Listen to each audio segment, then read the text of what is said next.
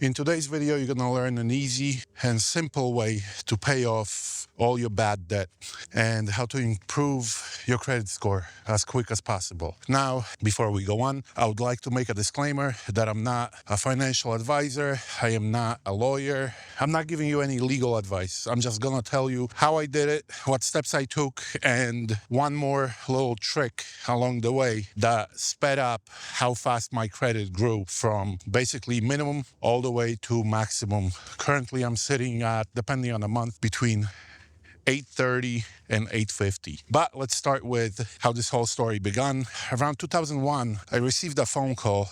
I just happened to be on a break at work, and the phone call was from a creditor for, of all things, my student loan. Now, as many of you know, your student loan will follow you to your grave, and apparently, from what I understand, they can even come after your kids to pay off your debt. Is that true or not? I'm not sure, because I never had to find out. But that being said, I was aware of the fact that, specifically at that time, that creditor, they're going to come after you hard. And the phone call started with a woman telling me that she's basically calling me to let me know that starting next month, they're going to start garnishing my wages. I have to say, it hit me like a ton of bricks.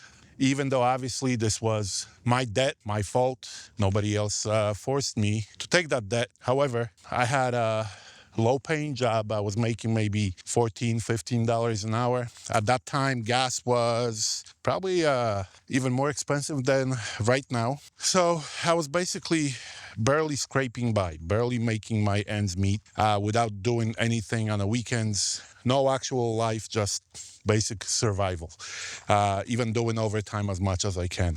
I remember when she said that to me, and I forget exactly how much they were gonna garnish from me, but I wanna say it was somewhere around 15, maybe 20%, which was a significant amount. If they did that to me, there was no way in hell I would survive. So I asked the woman, hey, can you give me some time? Can I call you back in a couple of days? She agreed to that. My plan was to use that time to learn if they can actually take money away from me or if there's anything I can do to stop them. I very quickly learned that, yes, they can take the money away from me. It's outside of my control. They will literally get in touch with my employer, and my employer is legally obliged to give them that money before I even get my paycheck. But I have to recompose myself and come up with a plan how I'm gonna deal with this. Obviously, if they garnish the wages from me, there is nothing I can do about it. It's outside of my control. So maybe I could work with them. And if I could work with them, obviously, I could keep this away from my employer, which, obviously any type of garnishment, if I was an employer, I wouldn't want to have employees whose wages are getting garnished because that doesn't show a good character of a person, right? So that being said, I decided to call them back like I agreed, and I decided to negotiate with them. When you start negotiating with any kind of a debt collector, in this case, it was the creditor, but after that, I actually negotiated with debt collectors as well. But first, let's finish the school loan. When you're negotiating with the school loan people, the chances of them giving you any breaks, as in forgiving any type of amount of credit, are very slim to none. They might actually write off some of the penalties and interest that you accrued. That happened in my case. However, they won't do it right away. What might happen to you is what happened to me. We went back and forth on how much I'm going to pay per month. I agreed to pay exactly $105 a month. Sorry, I was checking myself for the ticks. I agreed on $105 initially, and I owed over $10,000. Initially, they did not want to agree with me to pay $105 a month. Obviously, they said it would take forever. It took quite a long time to pay it off. I think like 7, maybe 8 years in total. However, I explained to them that I cannot go any higher than that. That it's either this or I believe I actually said that I might as well quit my job, because if they garnish any more money from me, I might as well not work either way, because I'm not gonna make the ends meet. Now, I wasn't bluffing about that. Honestly, at that time, I figured I might be better off to quit that job and go work somewhere for cash. So this way, they obviously couldn't repossess any of my money. So we came to an agreement of 105. But actually, the other thing that we agreed upon is, which I was very skeptical of giving to them. However, they didn't give me any choice, basically. They kept pushing on that. But one thing that they did give me is a promise. And in retrospect, that was me being stupid because I should have gotten it on, written contract.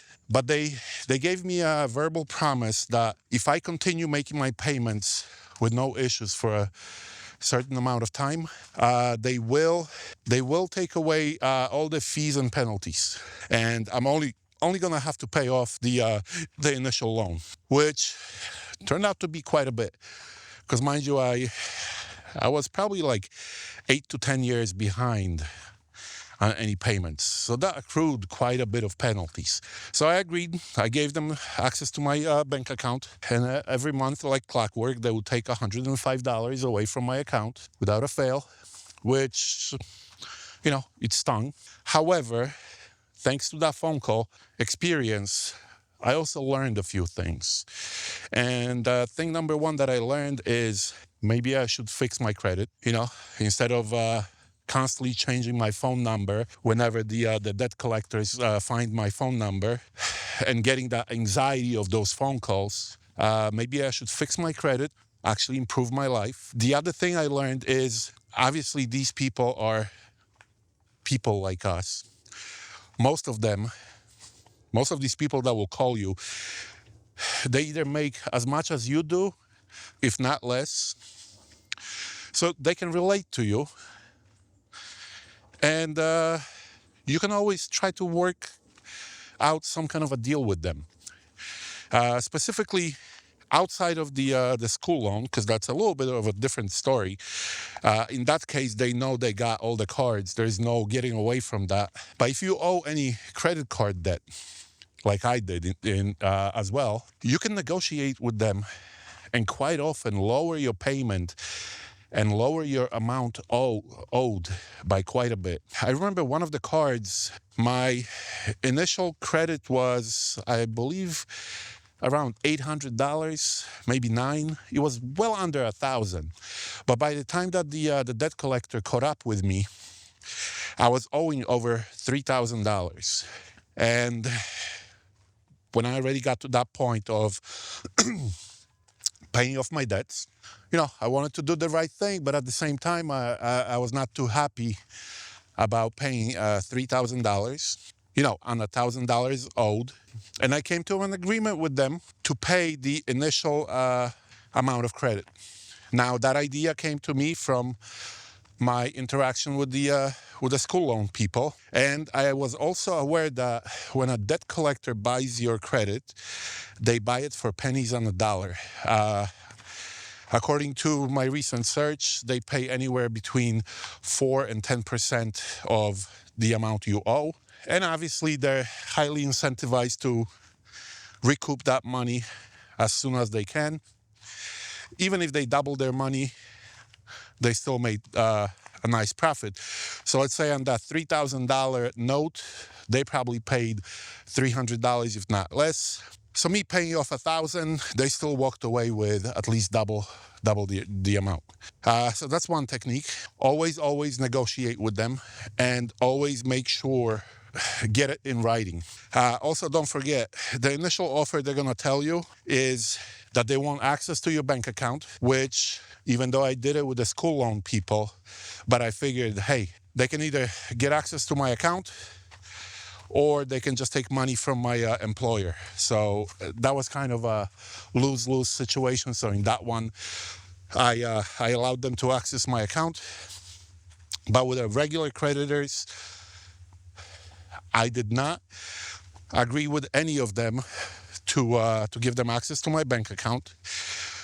There was at least one of them that tried to push me and tell me that the only way that this is going to work if I sign a waiver that they can withdraw money from my account.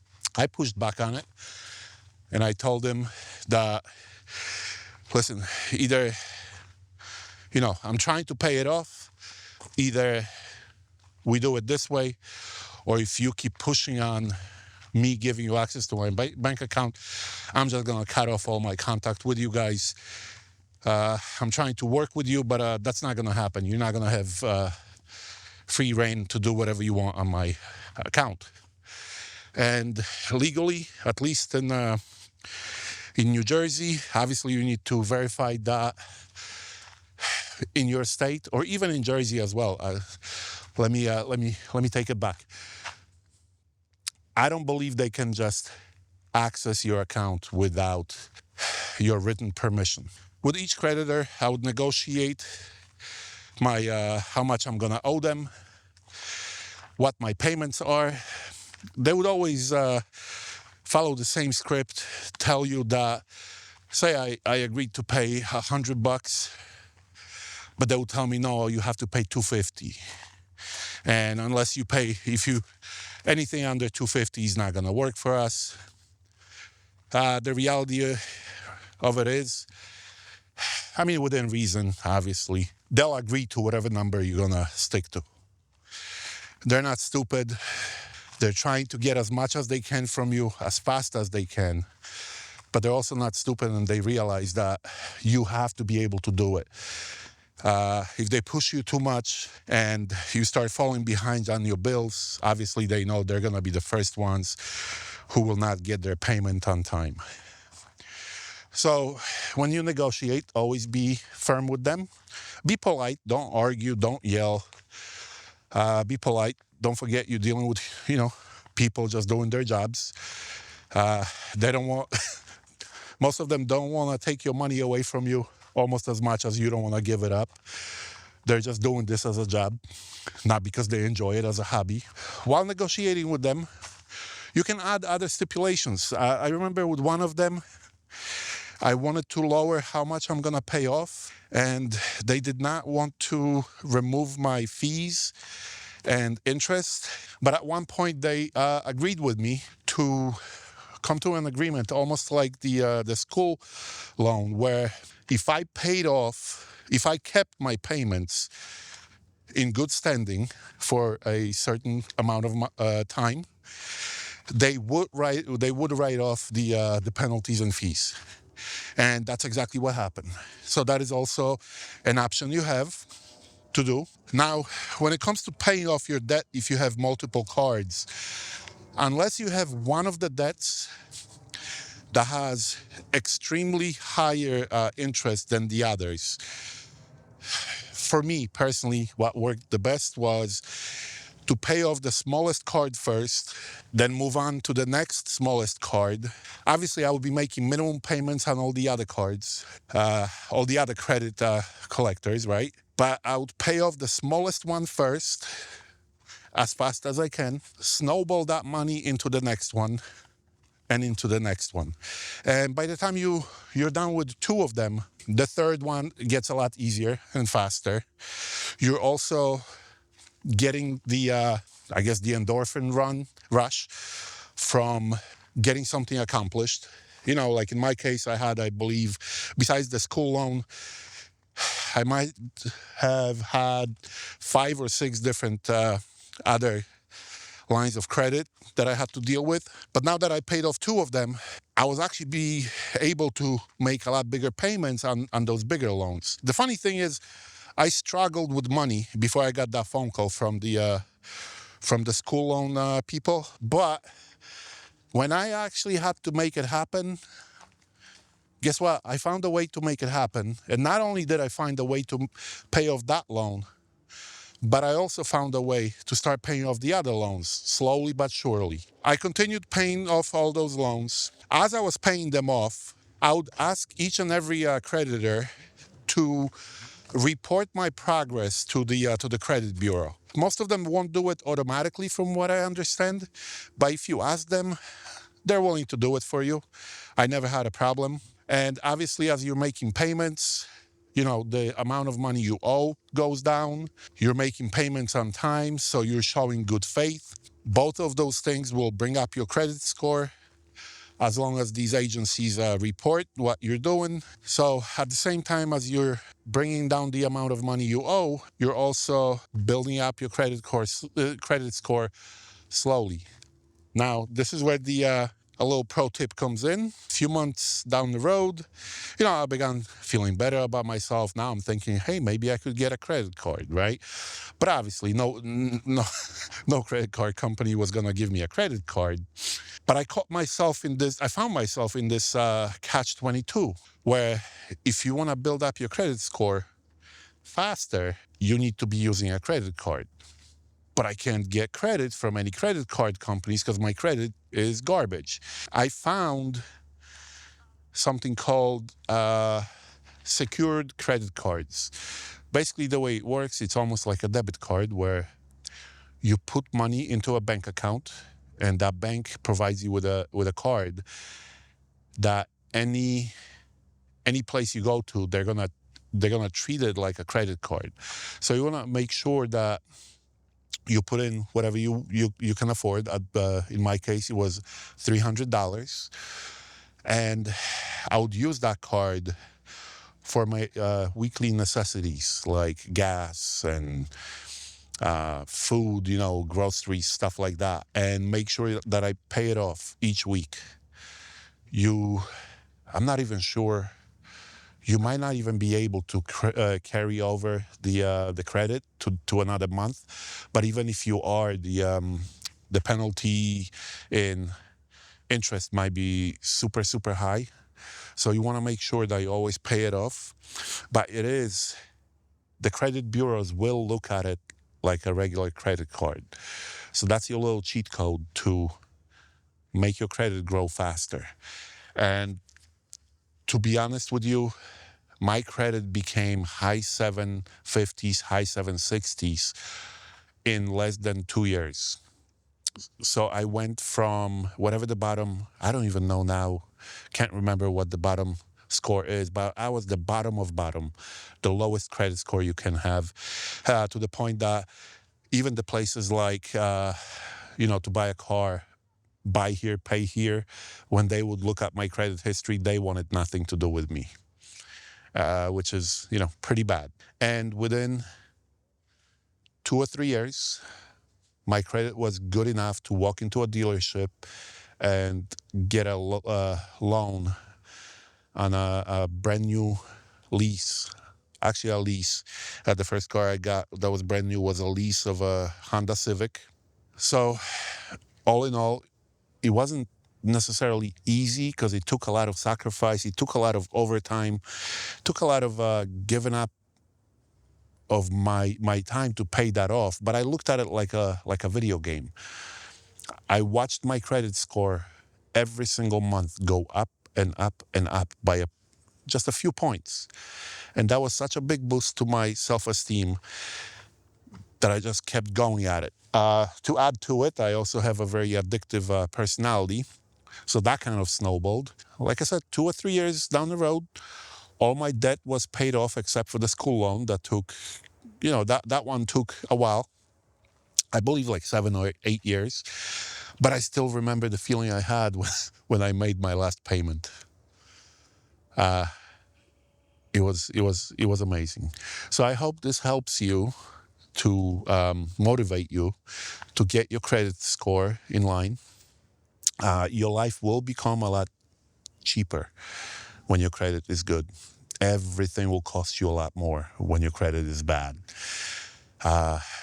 And a lot of doors will be closed to you. Some places you can't even get a job with a bad credit score or rent an apartment. So I hope that my story helps you a lot. I hope that it motivates you to work on your credit. I know you might be saying that there's no money for you to pay those debts, but if you really work on it, you'll find a way. It was the same thing with me. I didn't think I have any money left over to do it. And when push came to shove, I did it, and I did it way faster than I thought possible. Once you start looking for the way,